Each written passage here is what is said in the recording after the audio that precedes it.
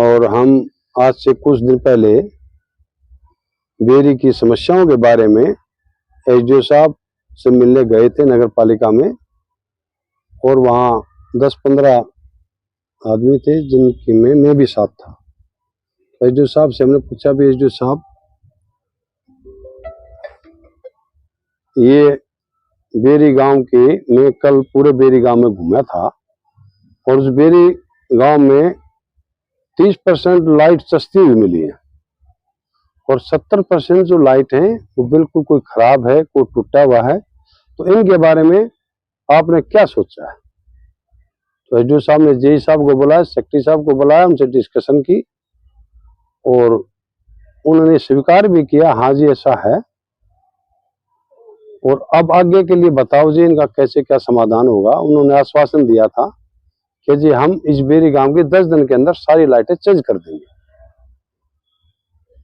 और उन्होंने यह आश्वासन अपना पूरा भी किया। एसडीओ साहब एक ईमानदार और निष्ठावान अधिकारी हैं, जेई साहब भी एक ईमानदार और निष्ठावान अधिकारी हैं, जिन्होंने हमारी बात सुनकर ही तजव्वुज दी और पूरे बेरी गांव की 90% लाइटें जो खराब थी वो चेंज कर दी, जहां नहीं थी वहां नहीं लगा दी।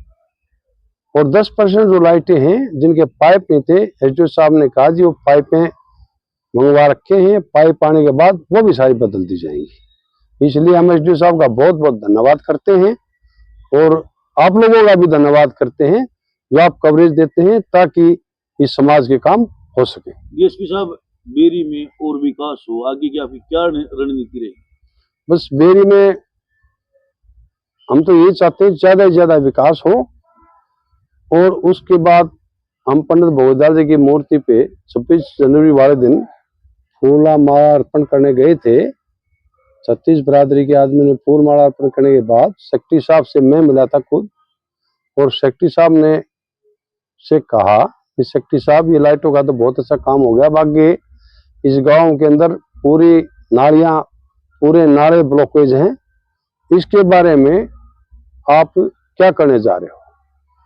उन्होंने कहा जी ये भी हम आपको आश्वस्त करते हैं, एसडीओ साहब से, जेई साहब से डिस्कशन करके हम आपको आश्वासन देंगे, या आश्वासन दे रहे हैं कि मशीनें मंगवा के अगर कोई कम रही या लेबर कम है तो लेबर लगा के तो 15 दिन में पूरा बेरी गांव की नालियों की, नालों की साफ सफाई करने का काम करेंगे। मैंने उनका धन्यवाद किया।